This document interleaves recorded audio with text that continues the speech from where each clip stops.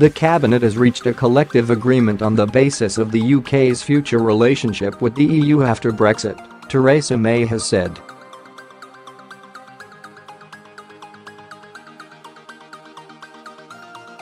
Ministers have signed up to a plan to create a free trade area for industrial and agricultural goods with the bloc, based on a common rule book.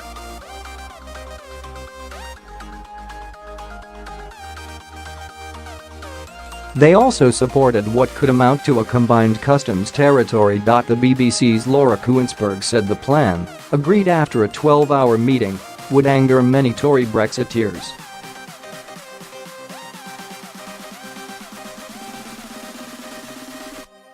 Our political editor said the Prime Minister had picked a side by opting for a closer relationship with the EU than many colleagues desired, and she now had to sell it to her party and the other European leaders.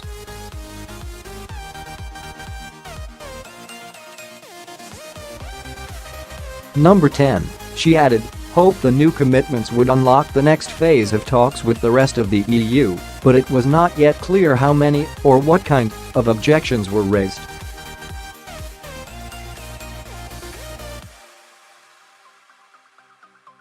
Downing Street said the proposals marked a substantial evolution in the UK's position and would resolve outstanding concerns about the future of the border between Northern Ireland and the Republic of Ireland.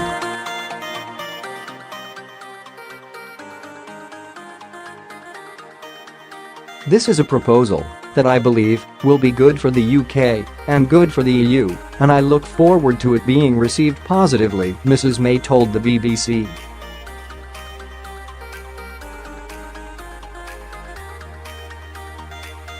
One pro-Brexit cabinet minister told the BBC there was no point pushing for a vote as we were well and truly outnumbered by 20-7.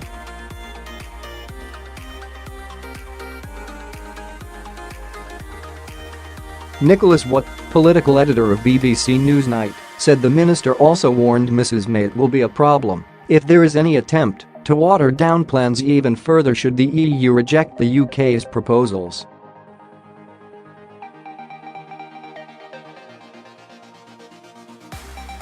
The UK said it now wanted to accelerate the negotiations in an effort to secure an agreement by October, but also warned it will step up preparations for leaving on 29 March 2019 without a deal.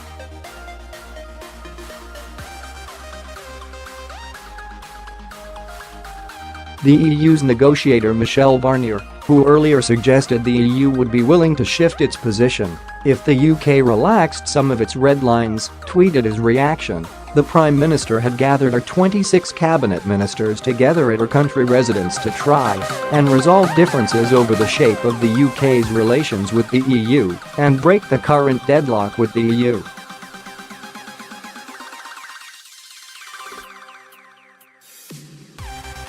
The main details of the Chequers statement are as follows. Mrs May said this was an important step in the process of negotiating the UK's smooth exit from the EU.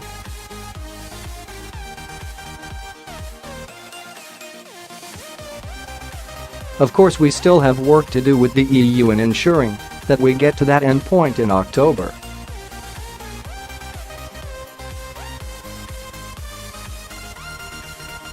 But this is good we have come today, following our detailed discussions, to a positive future for the UK, she said.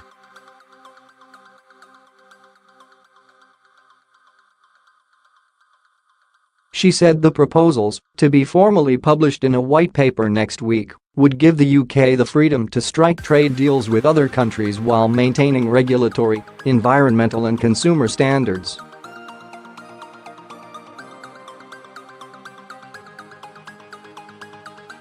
In a letter sent to all Conservative MPs, she said she had allowed colleagues to express their views while policy was developed, but agreement on this proposal marks the point where this is no longer the case and collective responsibility is fully restored.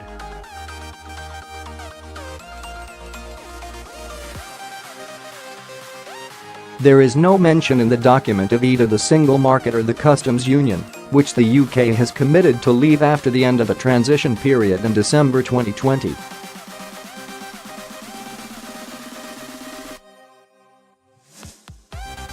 Under plans for a free trade zone, the UK would be committed legally to following EU law for a large part of the economy, including manufacturing and farming.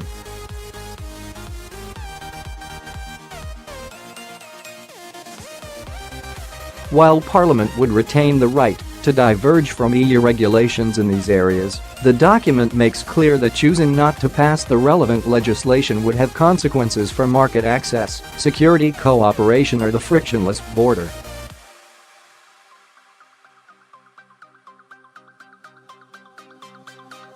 The document also commits the government to step up preparedness for a no-deal scenario as one of a range of possible outcomes, given the short period remaining before the necessary conclusion of negotiations.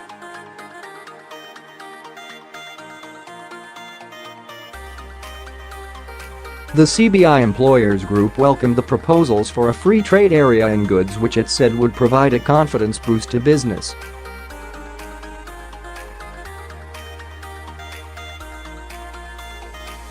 But pro-Brexit campaign group Leave Means Leave said it would represent a bad deal for the UK, which would only slide further as the EU takes more and more.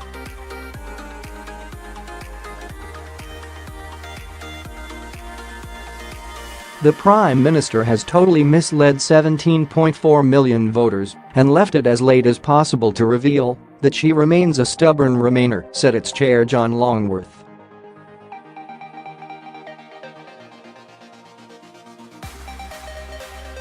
We will be controlling neither laws, nor trade, nor borders. A total, humiliating capitulation.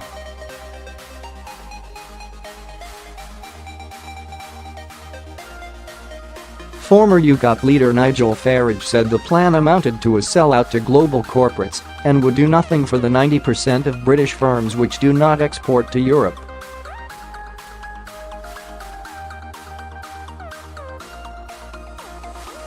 Veteran Eurosceptic Tory MP Sir Bill Cash said he was deeply disappointed, to say the least, about the plans, which he suggested could contradict the terms of the EU Withdrawal Act passed by MPs last month.